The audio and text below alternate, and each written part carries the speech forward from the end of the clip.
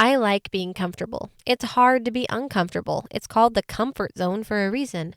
But God is constantly trying to get us to grow closer to Him, grow in our spiritual maturity, grow in our understanding and knowledge of God, grow outside of ourselves, training us to stop believing we are the most important thing in the world. Do you miss having time for Jesus and yourself, but you're drowning in the responsibilities of motherhood? If so, you're in the right place.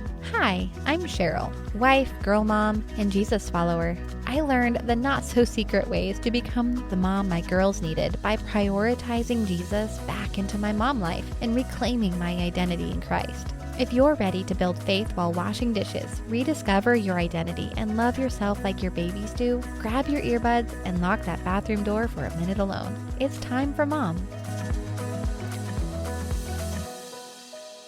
Hey beautiful, welcome to the Time for Mom podcast. Before we dive in today, I wanted to reiterate my invitation from last week. We are going to be having a Time for Mom workshop and I am so excited about it. If you've been feeling stuck in motherhood and not sure how to get back to where you were, who you were, how to find that person you used to be, motherhood is hard and sometimes we just need someone else to help us out. And I've been there. I've been completely lost in motherhood. I have completely shut myself off from God while I was a mom. My marriage crumbled for a while I was struggling with motherhood.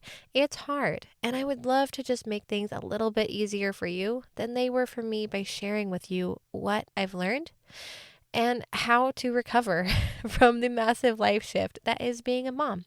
So if you're interested in a 45-minute workshop on January 20th at 2 o'clock Mountain Standard Time, please click the email link in the show notes. You might have to copy and paste. It'll depend on where you're listening. And now let's get on with today's devotion. It was originally titled The Art of Delight, Stepping Out of the Comfort Zone. When I was a child, I drew a lot of horses, but I didn't try to draw anything else. No problem. Outside of an actual artist, who needs to learn how to draw anything other than basic shapes, right?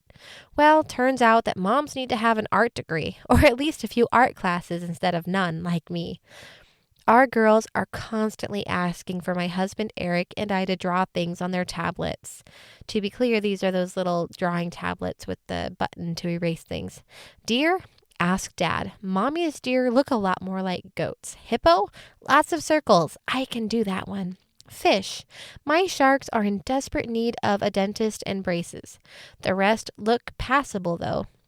Dragon? Turns out spikes can transform just about anything into a dragon. Have they ever asked for a horse? No, they have not, in spite of being obsessed with unicorns. I am not an artist. I may have the least amount of artistic ability among my siblings, but my kids seem to think I have the talent of Leonardo da Vinci. They stare at me with those big eyes, begging for me to draw something I never learned how to draw. Sometimes the answer is simply go ask Daddy, but most of the time I end up grabbing their little drawing tablets and trying. My first attempts don't always look like the animal I'm attempting to draw, and that's okay. When the deer looks like a goat, my girls laugh at my attempts, still delighted and asking for more. I have to dig in my memory, imagine what the shapes are that they're asking for. Sometimes my attempts actually look like a dragon or a hippo, but most of the time it's out of shape and out of proportion. But because I am trying, my girls still delight in me. Even at home with a little erasable tablet, it's hard to try. I have to push back a lot of fear of failure because I know I'm not going to succeed in making a very good animal. While my fish are getting better and my hippos are decent, most of the time it's barely recognizable. But the delight on my children's faces make me try and try again and again because I want to do something for them that they delight in. And if I don't try, all I see is disappointment instead of delight. They're not asking for hard things. They're just asking for mommy to stop what she's doing and take the time to do something with them. Asking for mommy to do something that they want. Mommy makes food, does the laundry, cleans the house, takes care of everyone. But that's not what they really care about. If my girls didn't ask and I didn't try, I wouldn't know that I actually can draw a hippo. That my fish actually kind of look like fish. If they'd never asked for things and I had never tried, I would have stayed stuck in my horse-shaped rut. I like delighting my children, but in order to do that, I have to step outside my comfort zone, which often looks more like a cleaning zone.